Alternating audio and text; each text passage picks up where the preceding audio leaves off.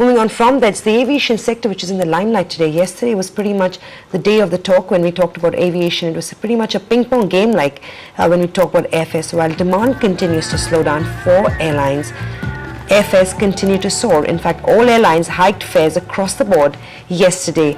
All airlines have also ended promotional fares on major routes. In fact, the minimum spot fare now for the Delhi-Mumbai route is set at Rs 5,000. That's the advance booking fares that you have across Air India and others. If you book a week in advance, Air India is about 3,200, while the others would be at 5,000 rupees.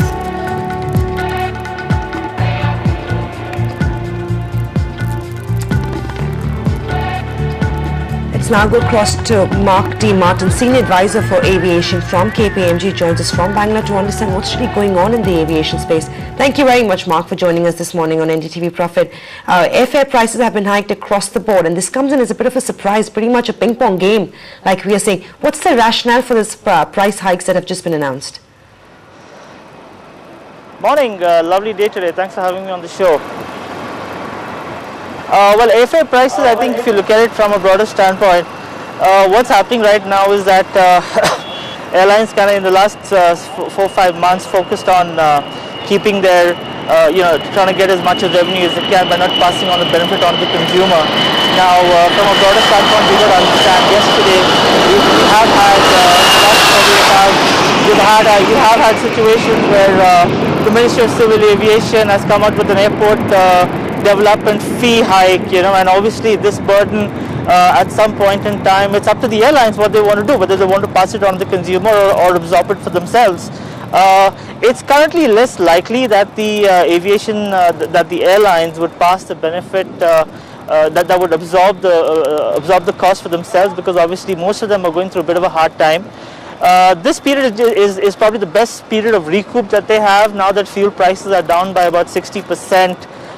Jet prices were in the range of 78,000 rupees a kiloliter. Now it's come down to about 32, 33, depending on the state you're in. So we're in a tricky situation where airlines obviously need to take a call, and somewhere down the line they believe that maybe it's about time we shouldn't absorb that cost, and we should probably get the consumer to pay for it.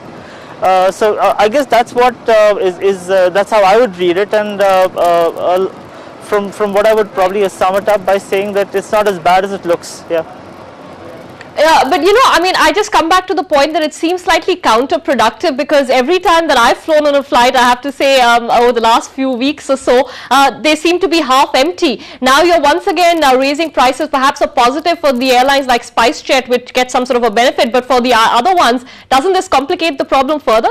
Yeah. Well, not exactly. If you look at it, for example, it depends on what time you fly. I came in last night and it was a jam-packed flight. Occupancy is something which is pretty relative, and it obviously can vary during the time of day. But look, as far as an airline like SpiceJet taking a call on whether they want to increase fares or take a call on that, well, it is a competitive environment. You have SpiceJet with Indigo and Go Air, and you have the full-service airlines also competing for the share of the pie. I'm sure that, from what I would read it, it's a corporate call that they've took, and I really can't go deep as to why they actually chose that path. But obviously there is a fairly good reason as to why they took that decision, and I think fares will be rational. They will be, they will be conducive, because let's be honest, this is the best time we have for the business to recover and come back into the black. And SpiceJet so far, from a financial performance standpoint, has done extremely well. Average break-even in the low-cost business worldwide is between 3 to 5 years. SpiceJet is going by the performance. I'd probably say that SpiceJet is going to break even by this year. By March 31st, you'll see SpiceJet come on the black. So that's a specific airline call. Yeah. Right, Mark, just a quick question on the budget expectation. Lots of expectations coming in from the aviation sector, especially making your foreign airlines to be allowed, and of course giving ATF under declared good status. What's the expectation? What do you think is actually going to work for the sector now? And are these expectations justified somewhere? Well, let's be honest, the aviation sector has never got support from the government as much as it should. Yes, we have seen policy changes Air Taxi Operator Regime switched to Air Corporation Act. Air Corporation Act saw the birth of our new scheduled airlines we recognized as carriers. So you have had changes happening, but maybe from a broader macro standpoint, no one has actually gone deeper down and to seen, well, is our current tax structure conducive for the airline business? Because you have addressed that for other sectors like telecom and real estate and hospitality.